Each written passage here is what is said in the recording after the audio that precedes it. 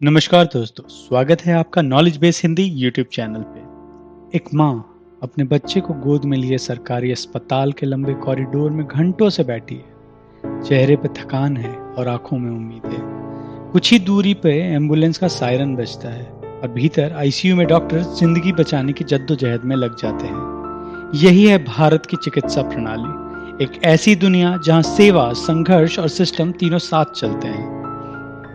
भारत एक ऐसा देश है जहां हर साल करोड़ों लोग इलाज के लिए अस्पतालों की दहलीज पे आते हैं। कुछ छोटे जख्मों के लिए तो कुछ जीवन और मृत्यु के बीच लटके फैसलों के लिए। और इसी देश ने पोलियो को जड़ से मिटाया, कोविड-19 की चुनौतियों का डटकर सामना किया और आयुष्मान भारत जैसी योजनाओं से करोड़ों गरीबों को मुफ्त इलाज का रास्ता भी दिखाया।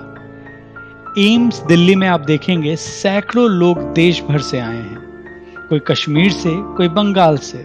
इनमें से कई लोग पहली बार इतनी बड़ी मेडिकल फैसिलिटी देख रहे होते हैं। इलाज मुफ्त है, डॉक्टर अनुभवी हैं और टेक्नोलॉजी भी अत्याधुनिक है। इसी तरह सीएमसी वेल्लोर, पीजीआई चंडीगढ़, जेआईपीएमईआर पुडुचेरी, ये सिर्फ अस्पताल नहीं, लोगों की आखिरी उम्मीद है।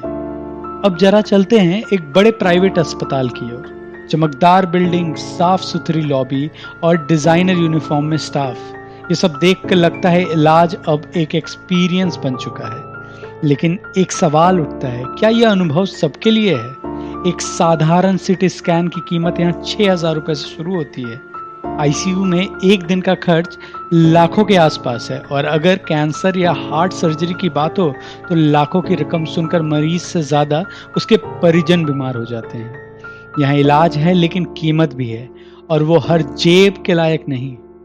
यही निजी अस्पतालों की सबसे बड़ी चुनौती है, अत्याधुनिक टेक्नोलॉजी लेकिन सीमित पहुंच। अब हम चलते हैं एक जिला अस्पताल की ओर। अस्पताल के बाहर लाइन लगी है, कुछ लोग सुबह 5 बजे से ही अपनी बारी का इंतजार कर रहे हैं। अंदर चले तो आपको ओपीडी में 100 मरीजों के लिए सिर्फ एक डॉक्टर मिलेगा। वार्ड्स में कई बार 2 मरीज एक ही बेड पर लेटे भी हुए होते हैं।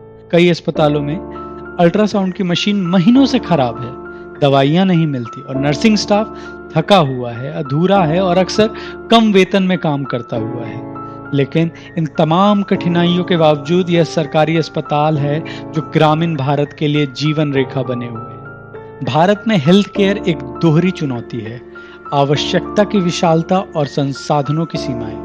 देश की 70% आबादी ग्रामीण क्षेत्रों में रहती है, लेकिन 80% विशेषज्ञ डॉक्टर शहरों में हैं। मेडिकल शिक्षा इतनी महंगी है कि एक डॉक्टर बनने में आज के समय में 50 लाख से करोड़ रुपए तक लग जाते हैं और उसके बाद अपेक्षा ये होती है कि वह गांव जाकर प्रैक्टिस करे।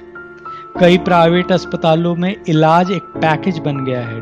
डॉक्टरों पे दबाव होता है ज्यादा से ज्यादा टेस्ट करवाने का और मरीज बस एक ग्राहक बनकर रह जाता है। इस बीच आम आदमी क्या करे?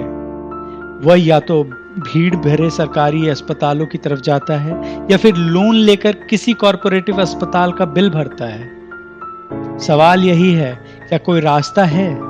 जवाब है हाँ, बिल्कुल है। स्वास्थ्य बजट को बढ़ाना होगा। अभी भारत केवल जीडीपी का 2% स्वास्थ्य पे खर्च करता है, जबकि विकसित देश 6 से 10% करते हैं। सरकारी अस्पतालों को आधुनिक बनाना होगा, मशीनों, दवाइयों, स्टाफ और साफ सफाई में निवेश करके।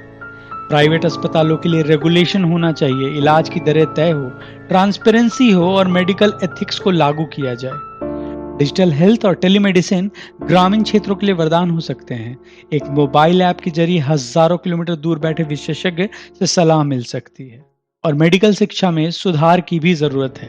सरकारी मेडिकल कॉलेजों की संख्या और सीटें बढ़ाई जाए ताकि डॉक्टरों की भारी कमी को दूर किया जा सके।